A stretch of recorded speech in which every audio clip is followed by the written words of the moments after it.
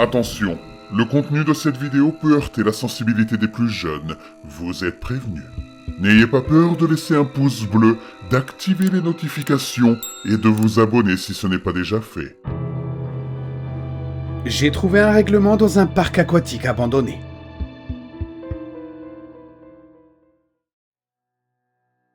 Lorsque l'entreprise de construction m'a envoyé évaluer le site de l'ancien parc aquatique Saturn Waters, je connaissais déjà son histoire.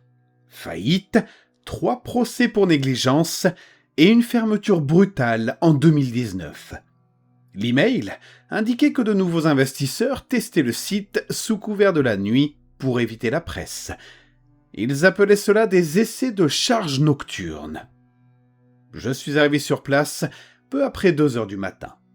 La route d'accès était un tunnel d'eucalyptus qui bloquait presque tout le clair de lune.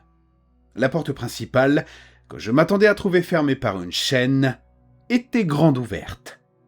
Il n'y avait aucune sécurité. La guérite était vide, sa vitre avant brisée. Ce qui a attiré mon attention, ce n'était pas l'abandon, mais le fait que le parc était sous tension. J'entendais le bourdonnement sourd et constant des pompes d'aspiration industrielles fonctionnant à plein régime. Les lumières sous-marines des bassins brillaient d'un bleu clinique, éclairant la vapeur qui s'élevait de l'eau stagnante. L'odeur fut le premier signe avant-coureur. Ça ne sentait pas seulement le chlore. Ça sentait le cuivre, l'ozone et quelque chose de sucré, comme de la viande laissée au soleil.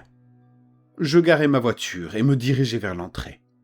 Un document plastifié était collé au tourniquet métallique rouillé à l'aide de rubans isolants noirs. Il semblait avoir été imprimé récemment, bien que les bords fussent brûlés. Le titre était simple. Règles de sécurité pour les visiteurs du service de nuit de minuit à 5 heures du matin. Je pris le document. Ma lampe de poche éclaira les consignes. Je l'ai lu avec le scepticisme de quelqu'un qui a vu trop de farces commises par des adolescents intrus.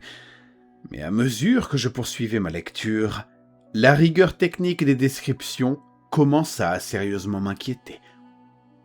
Lisez attentivement le règlement de ce parc aquatique. Règle 1. Lorsque vous passez le tourniquet, vérifiez si le compteur mécanique tourne vers l'avant. S'il tourne vers l'arrière, n'entrez pas. Cela signifie que la capacité du parc est négative. Quelque chose à l'intérieur a faim et doit être rassasié. Retournez à votre véhicule sans courir. Règle 2. Le courant de la rivière paresseuse est conçu pour s'écouler dans le sens des aiguilles d'une montre. Si vous remarquez que l'eau est immobile, mais que les bouées continuent d'avancer, ne montez pas dessus et ne vous appuyez sur aucune d'entre elles. Elles sont poussées depuis les profondeurs par les noyés. Ils cherchent des jambes à tirer. Règle 3. Le parcours de la rivière paresseuse comporte 2 tunnels. Si vous pénétrez dans un 3e tunnel, fermez les yeux et retenez immédiatement votre souffle. Ce tunnel n'existe pas sur la carte physique.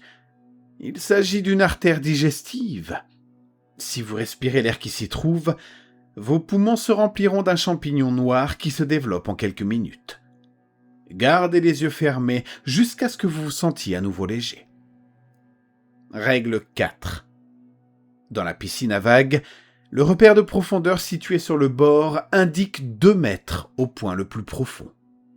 Si vous regardez vers le bas et que vous ne voyez pas les dalles du fond, ou si cela ressemble à un abîme noir infini, n'entrez pas.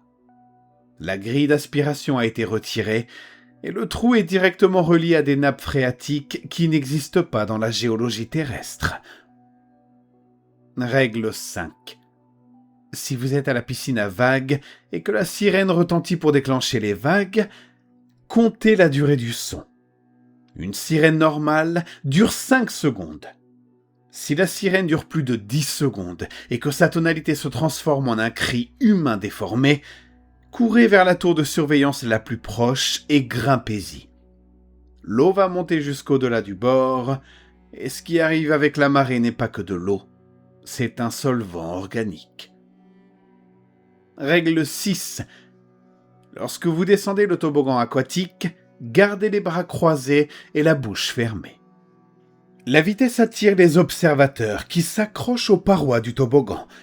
Si vous criez, ils tenteront de vous arracher la langue. Le frottement de leurs mains provoque des brûlures au 3e degré instantanées. Règle 7. À l'intérieur du toboggan aquatique, vous verrez des anneaux de néon violet. Ils servent à préserver votre santé mentale. Si les lumières s'éteignent pendant la descente, n'essayez pas de freiner. Accélérez, penchez-vous vers l'avant. Si vous vous arrêtez dans l'obscurité, la structure tubulaire se resserrera autour de votre corps comme un oesophage avalant de la nourriture. Règle 8. Dans les toilettes et les vestiaires, ne regardez jamais votre reflet dans les miroirs après 3 heures du matin. Le reflet aura un décalage d'1 demi-seconde. Si vous remarquez ce décalage, votre reflet vous sourira, mais vous ne souriez pas. Si cela se produit, brisez le miroir immédiatement. Mieux vaut supporter 7 ans de malchance que de le laisser sortir du verre pour prendre votre place. Règle 9. Le seau géant qui déverse de l'eau dans l'aire de jeu pour enfants ne doit contenir que de l'eau. Si le liquide qui tombe est épais et rouge, ne levez pas les yeux. Les enfants qui ont disparu dans le parc en 1999 jouent là-haut. Ils n'aiment pas les adultes indiscrets. Règle 10. Au kiosque de restauration, n'acceptez pas de nourriture de la part d'une personne ressemblant à un employé, surtout si elle vous propose des hot-dogs frais. La viande n'est ni du bœuf, ni du porc. Elle provient de visiteurs ayant enfreint la règle numéro 4. Rappelez-vous, la piscine à vagues, le repère de profondeur situé au bord qui indique 2 mètres, l'abîme noir infini et les nappes phréatiques. Règle 11. Il y a une tour de guet isolée à l'extrême nord du parc, la tour 7. Un homme y est assis, immobile, vêtu d'un uniforme jaune délavé. Il n'a pas de visage, juste une surface de police. Ne lui faites pas signe, ne lui demandez pas de l'aide. Il n'est pas là pour vous sauver, il est là pour s'assurer que personne ne sorte de l'eau avant la récolte. Règle 12. Si vous trouvez des lunettes, des clés ou des vêtements par terre, laissez-les où ils sont. Ce sont des appâts. Dès que vous toucherez l'objet, son propriétaire d'origine, qui n'est plus humain, connaîtra votre position exacte et viendra récupérer l'objet, ainsi que votre main. Règle 13. Si vous entendez des bruits de scie ou de marteau provenant du sous-sol, ignorez-les. Il s'agit de l'équipe d'entretien qui agrandit le complexe vers le bas. Ils creusent de nouvelles cellules. Ne collez pas votre oreille au sol pour mieux écouter, sinon la terre cédera et vous tomberez dans la zone de traitement. Règle 14. Notre heure de sortie est strictement appliquée. Vous devez franchir le tourniquet de sortie avant 4h55. À 5h, le parc passe en mode stérilisation. Une brume acide est libérée pour dissoudre tout matériel biologique restant. Cela inclut les déchets, les feuilles et les visiteurs en retard. Tout, afin que le parc reste toujours propre. Règle 15, apparemment la dernière. Si vous voyez un homme en costume noir marcher à la surface de l'eau dans le bassin principal, ne courez pas. Mettez-vous à genoux et fermez les yeux. Il n'attaque que ce qui bouge. Attendez qu'il passe. S'il vous touche l'épaule, vous êtes embauché. Et nous n'acceptons pas les démissions. Après avoir fini de lire ce ramassis d'absurdités, j'ai foutu le papier dans la poche de ma veste. N'importe quoi, murmurai-je, essayant de convaincre mon propre cœur qui battait à tout rompre que ce n'était qu'une mauvaise plaisanterie. Moi, je devais effectuer l'inspection technique et partir, et j'avais déjà perdu un peu de temps à cause de ces fameuses règles. Je passai le tourniquet. Le compteur mécanique cliqua bruyamment. Je regardai l'écran. Il tournait vers l'avant. Numéro 1. Je poussai un soupir de soulagement, même si je me sentais ridicule d'accorder le moindre crédit à la règle numéro 1. L'intérieur du parc était un mélange de grandeur en ruine et de technologie inexplicablement fonctionnelle. Le sol était humide et glissant, recouvert d'une boue visqueuse qui semblait palpiter légèrement sous le faisceau de la lampe torche. Je me dirigeai vers la tour de toboggan kamikaze, qui s'élevait comme un squelette blanc contre le ciel sans étoiles. Pour y arriver, je devais passer à côté de la Lazy River, vous savez, la rivière paresseuse dont je vous ai parlé tout à l'heure. Pour ceux qui ne connaissent pas, c'est une rivière en boucle avec un courant très calme. On n'a pas besoin de nager pour bouger. L'eau était limpide, éclairée par des lumières submersibles. Je me suis arrêté pour observer.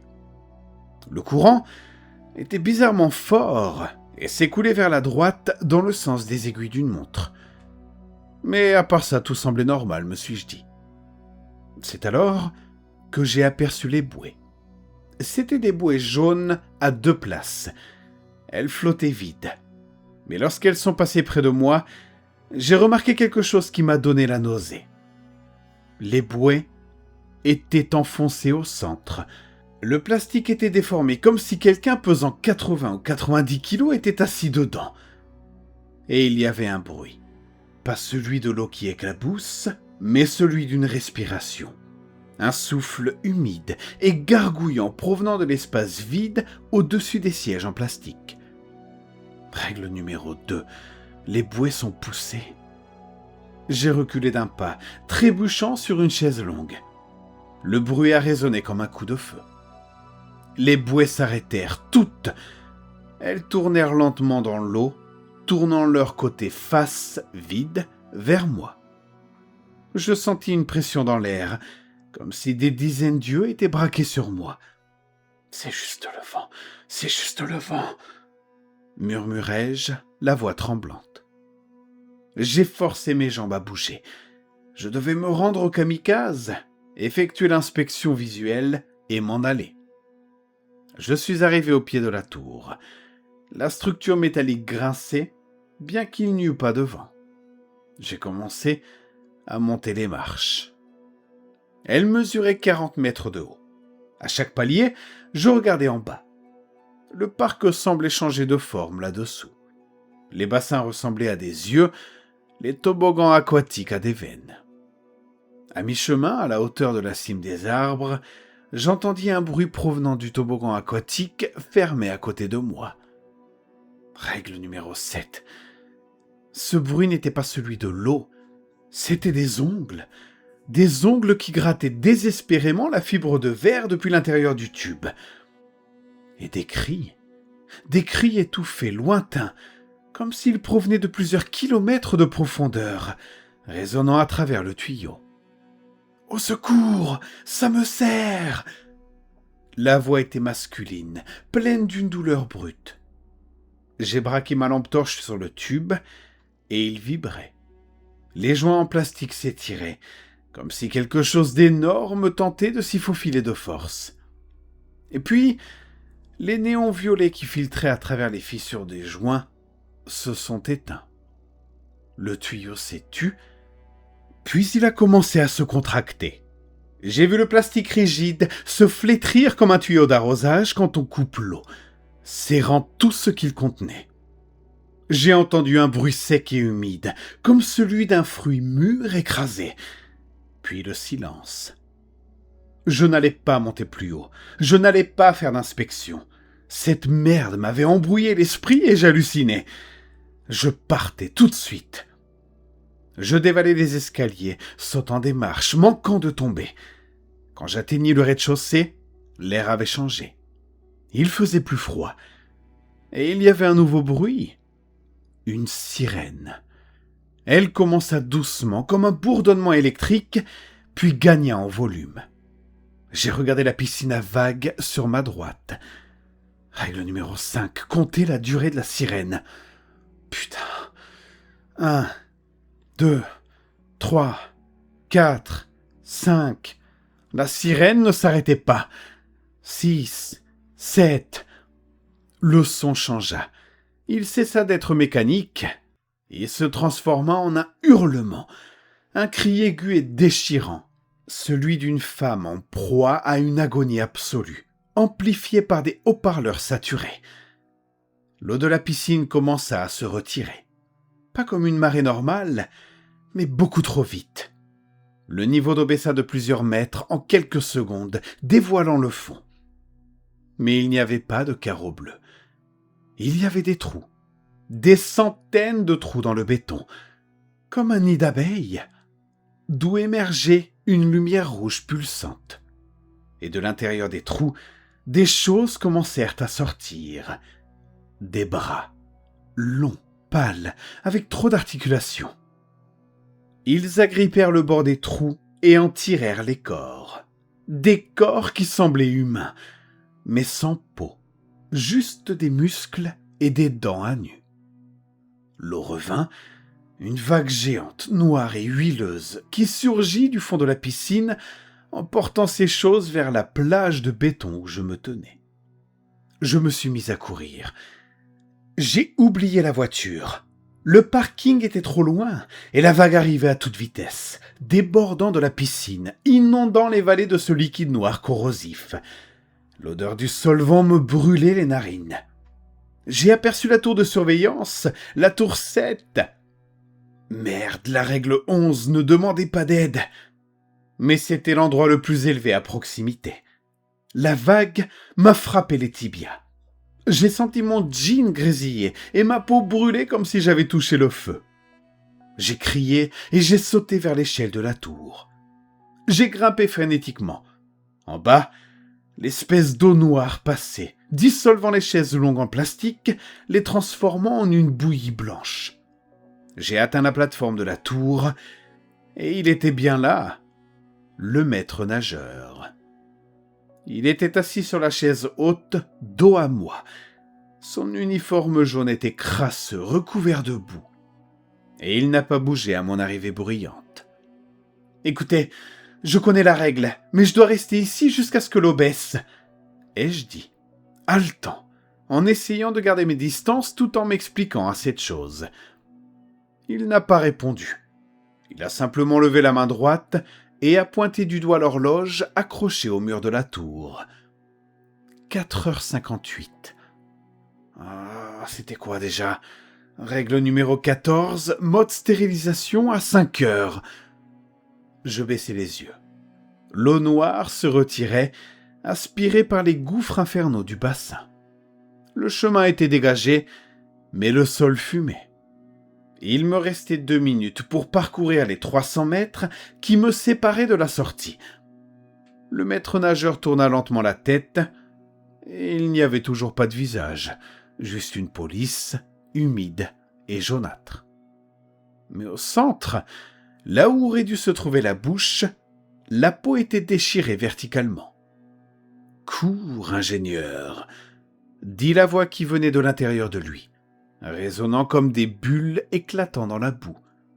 Le nettoyage est minutieux. Je sautai les dernières marches de la tour, ignorant la douleur dans mes chevilles. Je courus le long de l'allée principale. Mes poumons me brûlaient.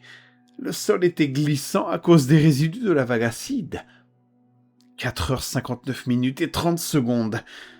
Ah, j'aperçus les tourniquets. Ils se trouvaient à 50 mètres. J'entendis le bruit des bus de pulvérisation mises sous pression partout dans le parc, venant de toutes les directions. Une brume verte commença à descendre des arbres et des lampadaires. Là où la brume touchait le sol, le béton sifflait et devenait blanc. J'ai retenu mon souffle. J'ai fermé les yeux. Je me suis jeté contre le tourniquet. Le métal m'a percuté l'estomac, me coupant le souffle. J'ai forcé mon corps à passer. Le tourniquet a tourné. Je suis tombé sur l'asphalte extérieur et je me suis éloigné en roulant de la barrière. Derrière moi, j'ai entendu le bruit de la brume frappant la cabine du gardien à l'entrée. Le verre restant a fondu comme du sucre dans de l'eau chaude. Allongé sur l'asphalte, Toussant, les jambes brûlées par les produits chimiques, je regardais le ciel qui commençait à s'éclaircir. J'ai réussi à rejoindre ma voiture, mes mains tremblaient tellement qu'il m'a fallu plusieurs minutes pour démarrer le moteur. Je me suis rendu directement à l'hôpital de la ville voisine. J'ai dit que j'avais renversé des produits chimiques de nettoyage industriel dans mon garage. Ils m'ont cru, même si le médecin était perplexe face à la nécrose sur ma peau. C'était il y a 3 jours. J'écris ce rapport depuis ma chambre d'hôtel. Je ne rentre pas encore chez moi. J'ai trop peur d'avoir ramené quelque chose avec moi. Car hier soir, quand je suis allé me brosser les dents et que j'ai regardé dans le miroir de la salle de bain de l'hôtel, mon reflet a cligné des yeux. Ce n'est pas moi qui ai cligné les yeux. Et ce matin, j'ai trouvé une petite chambre à air jaune, de celle qu'on accroche à son trousseau de clés, à l'intérieur de ma chaussure fermée. Je ne l'ai pas ramenée du parc. Je pense avoir enfreint une règle qui ne figurait pas sur la liste. Ou peut-être que la liste n'était qu'une diversion, pendant que quelqu'un ou quelque chose marquait mon odeur. Quoi qu'il en soit, j'ai l'impression d'attendre que la prochaine sirène retentisse. Mais cette fois, je ne pense pas qu'elle s'arrêtera au bout de quelques secondes.